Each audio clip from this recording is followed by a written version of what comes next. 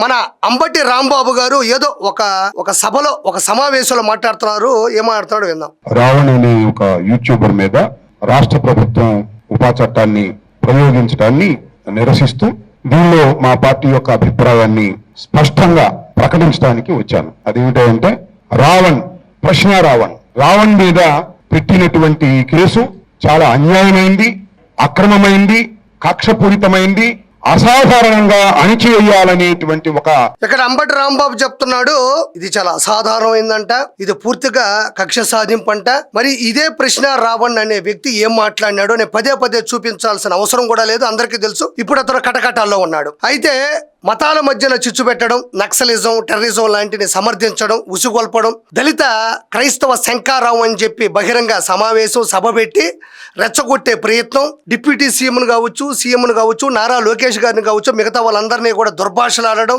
ఎంత దారుణంగా మాట్లాడతాడో, పదే పదే ఎలా మాట్లాడతాడో నేను ప్రత్యేకంగా చెప్పనక్కర్లేదు. దానికి అతను బలమైనటువంటి సెక్షన్లతో ఈ రోజు అతను రిమాండ్ ఖైదీగా ఉన్నాడు. మరి దానికి వ్యక్తిగత కక్షలంట, కావాలని అతను లోపలేశారంట. ఏమో అతని మీద ఈర్ష్య ఉంటది, ఏమో అతని మీద ఇగో ఉంటది. తప్పు చేశాడు, తప్పు చేస్తే లోపలికి వెళ్లాల్సిందే, అది ఎవరైనా ఒకటే. ఈ రోజు భారతదేశ వ్యాప్తంగా ఉండే జైల్లో ఉండే వాళ్ళందరూ కూడా తప్పు చేసిన వాళ్ళు లోపలికి వెళ్తారు, లేదంటే ఒకవేళ తప్పు చేయలేదంటే మళ్ళీ బయటకు వస్తారు. అన్ని కూడా మన చేతుల్లోనే ఉన్నాయి. నిజం, నిజాయితీ, నైజం అనేది ఉంటాయి కదా, దాన్ని బట్టే కదా సమాజం నడుస్తుంది. ఒక యూట్యూబర్ ఎక్కడ? మీరు పెంచి పోషించినటువంటి పేటిఎం, అది అందరికీ తెలిసిందే. యూట్యూబరు మనం పెంచి పోషించి స్క్రిప్ట్ ఇచ్చి ఉసుగుల్పినటువంటి వ్యక్తి ప్రశ్న రావణ్. ఈరోజు ఆ వ్యక్తిని వెనకేసుకొని వస్తున్నారంటే ఇలాంటి పనులు చేయడం వల్లే 2024లో మనం ఓడిపోయినాం. మళ్ళీ ఇవే చేస్తూ ఉంటే ఈసారికి ఓటమి కాదు, 2-1లో ఏ ఒకటి పోతుందో కూడా చెప్పలేం. కుట్రతో ఆయన్ని ఈ కేసులో ఇరికించారని. ఎవరయ్యా ఆయన ఎవరయ్యా చెప్పు? ప్రశ్న గారు, రావణ్ గారు, ఖైదీ గారు అని ఆయన్ని ఎవరు? ఆయన ఎలాంటి వ్యక్తో నీకు తెలియదా? ఎంత దారుణంగా మాట్లాడతాడో తెలియదా? ఎంత రెచ్చగొట్టే ప్రసంగాలు చేస్తాడో తెలియదా? హైందవ మతాన్ని ఎంత తగ్గించి మాట్లాడతాడు నీకు తెలీదా? ఈ కేసు తేలేంత వరకు మీ అందరితో పాటు వైఎస్ఆర్ కాంగ్రెస్ పార్టీ కలిసి నడుస్తుందని స్పష్టంగా చెప్పడం కోసం వచ్చాం. రావణ్తో నాకు కొంత పరిచయం ఉంది. ఆయనతో పాటు మీరు కలిసి నడుస్తారని మేము చెప్పనక్కర్లేదు స్వామి, నువ్వేమి చెప్పనక్కర్లేదు. రావణ్తో పాటు ఆ కేసు తేలేంత వరకు వైఎస్ఆర్సీపీ పార్టీ నడుస్తుంది నువ్వు చెప్పనక్కర్లేదు. అతన్ని నడిపించిందే మీరు, మళ్ళీ మేము నడుస్తామని చెప్పడం ఎందుకు? కర్త కర్మ క్రియ, అకౌంట్లో అమౌంట్, ఇచ్చిన స్క్రిప్టు, రెచ్చగొట్టింది మీరు, మొత్తం చేసిందే మీరు. అతనితో పాటు మేమందరం కూడా వైఎస్ఆర్సీపీ నడుస్తుంది అంటున్నావు. అసలు ఆ వైఎస్ఆర్సీపీ అతను నడిపించింది. మీరు మంచోళ్ళు, సేవ చేసేవాళ్ళు, స్వచ్ఛందంగా పనిచేసేవాళ్ళు, వీళ్ళెవరన్నా కనబడితే వాళ్ళు వెనక నడవరు. మీరు ఇలాంటి దొంగలు, ఇలాంటి మతాల మధ్యలో చిచ్చు పెట్టేవాళ్ళు, ఏది పడితే అది రెచ్చగొట్టే ప్రసంగాలు చేసే వాళ్ళతో పాటు భలే నడుస్తారు. నువ్వు అందులో ముందుంటావు నడవడంలో. నీ నడవడికే అంత చేసింది ఏంది, అనుభవిస్తున్నటువంటి శిక్ష ఏంది, ఎంత దుమ్మెత్తిపోస్తున్నారు. ఇది 4 గోడల మధ్యన జరిగినటువంటి చర్చ కూడా కాదు, సోషల్ మీడియాలో చక్కర్లు కొడుతుంది, వైరల్ అవుతుంది. ప్రత్యక్షంగా సాక్షులు ఉన్నారు, ప్రత్యక్షంగా చూసిన వాళ్ళు ఉన్నారు, పాత తాలూకు రికార్డ్ అయినటువంటి వీడియోలు కూడా ఉన్నాయి. పూర్తి సాక్ష్యాధారాలతో ఈరోజు అతను లోపల ఉన్నాడు. ఎలాంటి శిక్ష పడుతుంది అనేది మనం ఖచ్చితంగా వేచి చూడాలి. ఆయన కోసం నడుస్తాడంటే పోయి నడువు.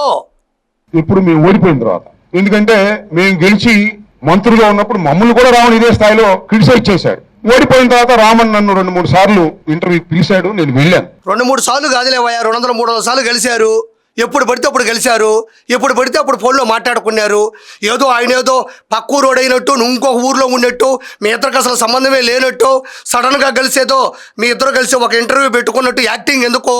అతన్ని రెచ్చగొట్టి డబ్బులు ఇచ్చి మాట్లాడిచ్చి ఈరోజు లోపలికి వెళ్ళడానికి కూడా కారణం మీరే, ప్రత్యక్షంగా పరోక్షంగా. మళ్ళీ ఏదో 2-3 సందర్భాల్లో ఏదో కలిశారంట. సందర్భాలు ఏంది స్వామి? 24 గంటలు కలిసే ఉండేవాళ్ళు మీరు, రోజు మాట్లాడుకునేవాళ్ళు. ఈరోజు ఫోన్కు సంబంధించిన డేటా వస్తుంది, దాంట్లో తెలుస్తుంది కదా అప్పుడప్పుడు కలిసారా, ఎప్పుడు కలిసారా అనేది. వెయిట్ చేయి. ఆయన సెల్ ఫోన్ అంట ఓపెన్ చేస్తేనంట భయంకరమైన విషయాలు బయటపడ్డాయంటే ఒక టీవీలో చెబుతున్నాడు. భయంకరమైన విషయాలు బయటపడ్డాయి, నక్సలైట్లతో సంబంధ బాంధవ్యాలు ఉన్నాయి. ఆశ్చర్యపోయారు పోలీసులు. అంతా ఉడిదే కాదు, నీ ఫోన్ లో ఉండే డేటాతో పోలిస్తే అతను చిన్నవి అయి ఉండొచ్చు. నీ ఫోన్ ని గాన సడన్ గా తీసుకొని చెక్ చేస్తే నీ ఫోన్ లో ఉండేటువంటి సీక్రెట్లు, రహస్యాలు, అరాచకాలు, అద్భుతాలతో పోలిస్తే అతను చిన్నవి అయి ఉండొచ్చు. అంత మాత్రాన అతను చేసిన తప్పు కాదు అని కాదు కదా. బయటపడ్డాయి, సడన్ గా పట్టుకున్నారు, డేటా తీసుకున్నారు, ఇంకా రావాల్సినవి చాలా ఉన్నాయి. చాలా చండాలంగా ఉండేవి చూపించకూడదని అనుకుంటున్నారేమో, బయటికి రాలా.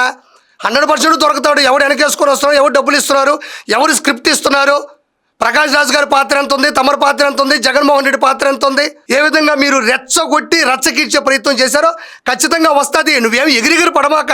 జగన్మోహన్ రెడ్డి దగ్గర ఎగిరిగిరి దంచినా అదే కూలి, నెమ్మదిగా దంచినా అదే కూలి. నువ్వు ఎగిరిగిరి పడమాకు. అన్యాయం ఎక్కువ ఇవ్వడు. వరద బాధితులకే కోటిస్తాను ఈ రోజుకి. ఇలా నువ్వు ఎగిరి పెడితే ఏమన్నా ఇస్తాడా? నీ ఫోన్లో ఉండే డేటాలు, నీ ఫోన్లో ఉండే వీడియోలతో, నీ ఫోన్లో ఉండే రికార్డింగ్లతో పోలిస్తే అతను చిన్నవని నువ్వు అనుకుంటున్నావేమో, అవి పెద్దవే. అయితే ఇది వినండి. డాన్స్ అంటే ఎవిడెన్స్ కలెక్ట్ చేస్తున్నారు, కేసుని బలం చేయడం కోసం ప్రయత్నం. ఉపా చట్టానికి ఏమేం కావాలో అవన్నీ చూస్తున్నారు. వాళ్ళు ఇల్లు సోదా చేశారు, మరి గిల్టీ శిక్ష దొరికిందో లేదో నాకు తెలియదు. గిల్టీ శిక్ష కూడా దొరుకుతాయి అంటారు. మనం కామ్గా ఉంటే చాలా దుర్మార్గం అంటున్నాం.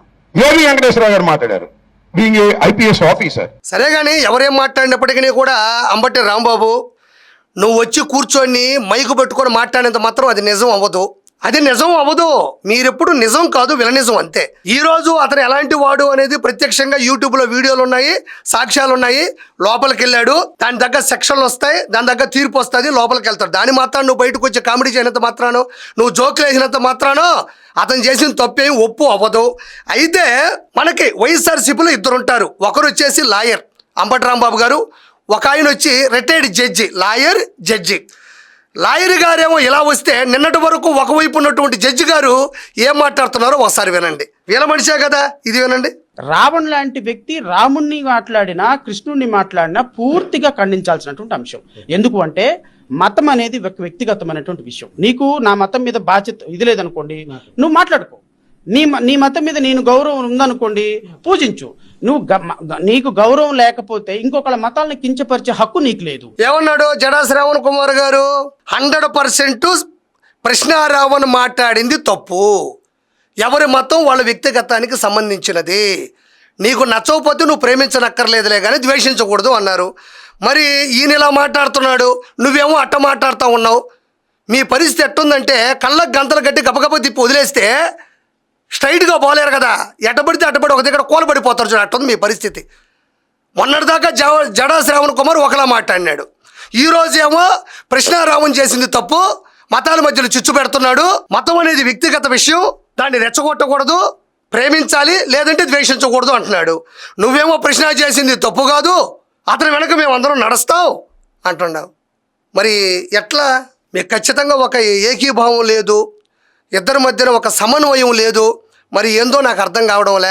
ఇది ఎట్టుందంటే గూగుల్ డేటా సెంటర్ అనేది కరెక్ట్ కాదు అని మీరే అంటారు. అది 100% రాబోతుందంటే జగన్మోహన్ రెడ్డి దాన్ని తీసుకొని వచ్చాడంటారు.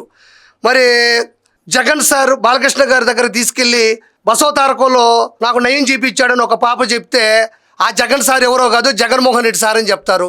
తీరా చూస్తే ఆయన అనంతపురం జగన్, బాలకృష్ణ గారి ప్రపంచవ్యాప్తంగా ఉన్నటువంటి అభిమానుల యొక్క లీడర్ ఆయన. అంటే బాలకృష్ణ గారి అభిమానుల యొక్క పెద్ద విషయం అది. జగన్ సార్ అంటేనేమో జగన్మోహన్ రెడ్డి సారు. మళ్ళీ మేము అనంతపురం జగన్ గారండి ఇదంతా చేసిందంటే నోరు మూసుకొని కూర్చుంటారు. ఒక పక్క క్రెడిట్ చోరీ, ఒక పక్క పేరు చోరీ, ఒక పక్క షేరు చేరి, ఇంకేం కావాలి అందరూ ఒక చోట చేరి సర్వనాశనం చేసుకుంటున్నారు పార్టీని. ఉంటా, గుడ్ బై.